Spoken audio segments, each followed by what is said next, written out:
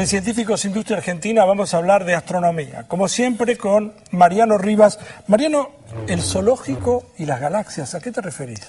Bueno, estamos hablando de lo que es la gran diversidad de las galaxias, ¿no? Las galaxias entendidas como estos monumentales conjuntos formados por miles de millones de estrellas, soles y grandes masas de gas y polvo. Nosotros concretamente vivimos dentro de una galaxia que es la Vía Láctea. Pero la verdad que el panorama era bastante confuso hasta hace unos 70 u 80 años, hasta que apareció un señor muy famoso en la historia de la astronomía que le da el nombre al telescopio más popular de todos los tiempos, Edwin Hubble, que en los años 20 del siglo XX y parte de los años 30 se puso a trabajar visual y fotográficamente con una especie de mapeado, de clasificación de todas las galaxias que él podía observar, ¿no? En aquella época, por supuesto, no era la misma cantidad de las que se pueden ver ahora con instrumentos mucho más potentes. Y así empezó a tratar de establecer un patrón, clasificar. Veía galaxias de determinada forma, por ejemplo, algunas que parecían pelotas u óvalos, y les puso galaxias elípticas, que las clasificó de 0 a 7 según fueran muy redondas o muy ovaladas. De otras galaxias que eran de patrones claramente espiralados. Ahora, cuando vos decís vio, ¿qué quiere decir que las vio? ¿Cómo las veía? Las vio y las fotografió, ópticamente, poniendo el ojo en el ocular del telescopio, pero mucho más en riqueza de detalles con las fotografías, ¿no? Que si bien en esa época no había las técnicas de fotografía digital, ya se podían sacar buenas imágenes de galaxias que permitían ver detalle estructural, ¿no es cierto? En función de esto él va clasificando, clasifica las galaxias espirales, que son casualmente, o no la mayoría, son 3/4 partes de todas las que se conocen. Dentro de las espirales se da cuenta que hay otras que tienen como una barra central, a partir de la cual sí nacen los brazos, y hablamos de galaxias espirales barradas. Después Hubble también encuentra algo que le incomoda en cierta manera, pues son muchas galaxias que no tienen una forma definida, no son ni elípticas ni tampoco son espirales. Bueno, ahí lo que hizo fue algo muy práctico, las metió todas en una bolsa y le puso la etiqueta irregulares. ¿Y nosotros qué somos? Bueno, nosotros somos una galaxia espiral barrada, esto se sabe desde 2005 para acá, antes estábamos clasificados como una galaxia espiral normal. Pero también es verdad que esta clasificación fue excedida con las décadas siguientes y ahora se conocen cosas realmente extraordinarias como galaxias con forma de anillo, que se llaman galaxias anulares justamente, que probablemente sean el resultado de choques entre galaxias. Se conocen híbridos, cosas que realmente no se sabe enteramente cómo clasificar, y muchas veces esto tiene que ver con choques de galaxias, ¿no? Que dan lugar a estructuras nuevas. Se sabe, por ejemplo, que las elípticas en buena medida son el resultado del choque de galaxias espirales, ¿no? Porque eso se puede ver. El telescopio Hubble, por ejemplo, tiene decenas y decenas de ejemplares de galaxias en colisión, y uno puede ver distintos estadios y ver, por ejemplo, cómo se forma una galaxia con determinada forma. Cuando colisionan, ¿qué pasa? ¿Qué colisionan? Porque me imagino que vos hablas de miles de millones, claro, de objetos de un lado y de otro. ¿Qué hacen? ¿Empiezan a adentrarse unos dentro de otros? Es un lento trabajo de integración gravitatoria. Uno no tiene que imaginarse dos ladrillos chocando, porque en realidad el espacio que hay entre las estrellas es enorme, es absolutamente abrumador el predominio del espacio vacío, o casi vacío, y entonces las galaxias se penetran unas a otras y dan lugar a una nueva estructura. Esos procesos llevan cientos de millones de años y los astrónomos los han podido reconstruir, porque hay tantos casos que es como que ven distintos fotogramas de la película. Y aparte hoy en día se cuenta con simuladores que uno carga galaxias virtuales, las acelera y las hace chocar de cierto ángulo y dan como resultado determinados productos virtuales que se pueden cotejar en la realidad, con lo cual uno sabe que la teoría está más o menos bien encaminada. Se llama Mariano Rivas, habla de astronomía aquí en Científicos Industria Argentina.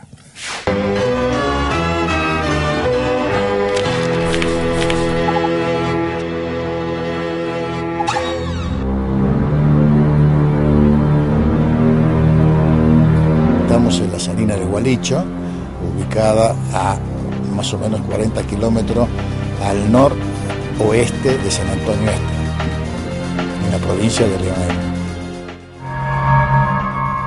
Nosotros la llamamos salina de cosecha porque una vez por año o 2 veces por año se pueden cosechar sal.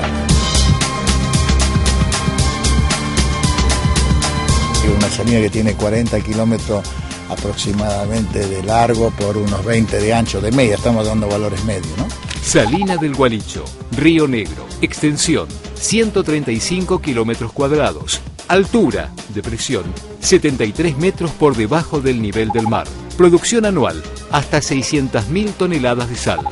se explota como materia prima para diversas industrias. Fundamentalmente acá en San Antonio tenemos una fábrica de carbonato de sodio que usa de materia prima cloruro de sodio, que sería la sal que nosotros estamos viendo acá.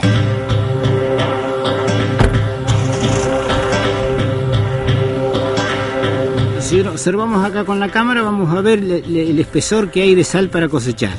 Lo que se ve más adentro, que es la parte más oscura, sería la parte madre de la salina. Esa vendría a ser...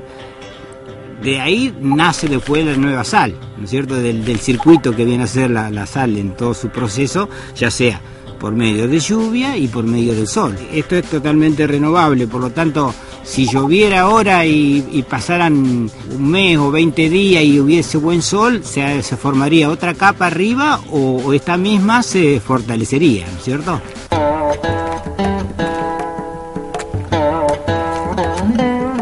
Cuando, por ejemplo, las salinas de la provincia del sur de la provincia de Buenos Aires tienen problemas que no pueden cosechar, esta salina pasa a ser la vedette porque abastece a todo el resto durante un año hasta que vuelva a hacerse la sal en las otras salinas. El proceso de cosecha acá es prácticamente, diríamos, casi industrializado, porque se hace de una forma muy automática, ¿no es cierto? Porque se hace un corte, todo maquinaria, se usa un sistema de arrastre con tractores con cuchillas. Una vez que se corta toda la sal en 1,5 centímetros o 2, después se pasa una motoniveladora o se pasa un triángulo que le llaman, que hace un cordón. Sobre ese cordón pasa la máquina. Lo va echando arriba del camión que va al costado de la máquina. Una vez que se carga en el camión, se hacen este tipo de parva. Luego que está hecha la parva, se le da un tiempo, depende para el uso que se le dé a la sal. Para la industria lleva a veces un tiempo, suponiendo de 3 o 4 meses de estacionamiento, desde que se escurra la parva. Para otro tipo de cosas lleva 1 año o de 12 meses para que la sal largue algunas impurezas, ¿no es cierto?, que tiene, y ya se usa. Me parece importante porque es un recurso natural muy grande que tiene el país y con posibilidades a que gracias a esta reserva puedan instalarse otras industrias en la zona.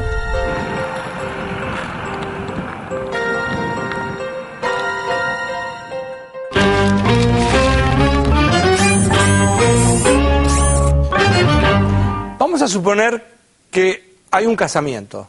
A usted le toca organizar un casamiento. Hay una cena, hay muchas mesas, y el asunto es que vamos a suponer que todas las mesas son circulares. Y en cada mesa va a haber 6 personas. Entonces voy a dibujar una de ellas, y va a haber 6 personas. 1, 2, 3, 4, 5 y 6.